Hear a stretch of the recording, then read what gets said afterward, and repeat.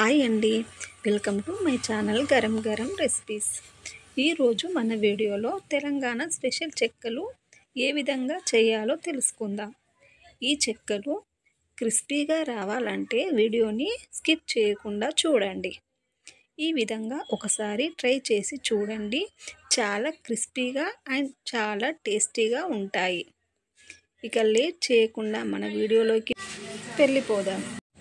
ఇప్పుడు వెడల్పాటి పేషెంట్ డబ్బాని తీసుకొని దాంట్లో సన్నగా తరుక్కున్న ఉల్లిపాయ ముక్కల్ని, సన్నగా తరుక్కున్న ఉల్లి ఆకు, కచ్చా పచ్చా దంచుకున్న వెల్లుల్లి, కచ్చా పచ్చా దంచుకున్న పచ్చిమిరపకాయల పేస్ట్, అలాగే ముందుగా నానబెట్టుకున్న బొబ్బరి పప్పు, ఒక 1/2 కేజీ వేయించుకున్న పల్లీలు, ముందుగా నానబెట్టుకున్న శనగపప్పు, జల్లించుకున్న నువ్వులు, అలాగే కరివేపాకు,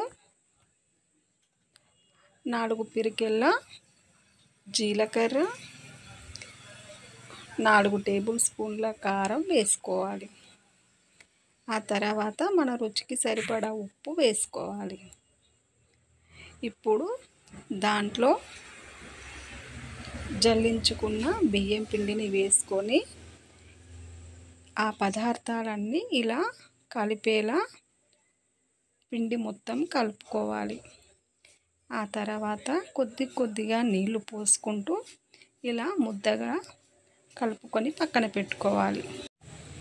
ఇప్పుడు ఆ పిండి నుంచి కొద్దిగా తీసుకొని ఇలా లడ్డూలు చేసుకొని మన చెక్కలు ఒత్తే మిషన్ పైన ఒత్తుకొని ఇలా హీట్ అయిన ఆయిల్లో ఒక్కొక్కటిగా వేసుకోవాలి.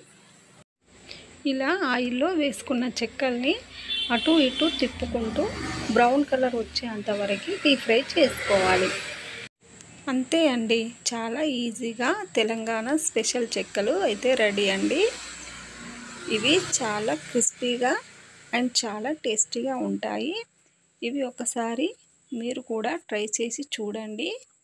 ఇలా ట్రై చేసి మాకు కామెంట్ రూపంలో ఏ విధంగా వచ్చాయో తెలియజేయండి. ఈ రెసిపీ కనుక మీకు నచ్చినట్లయితే ఒక లైక్ చేయండి, షేర్ చేయండి. మా ఛానల్ని అయితే సబ్స్క్రైబ్ చేసుకోవడం మర్చిపోకండి.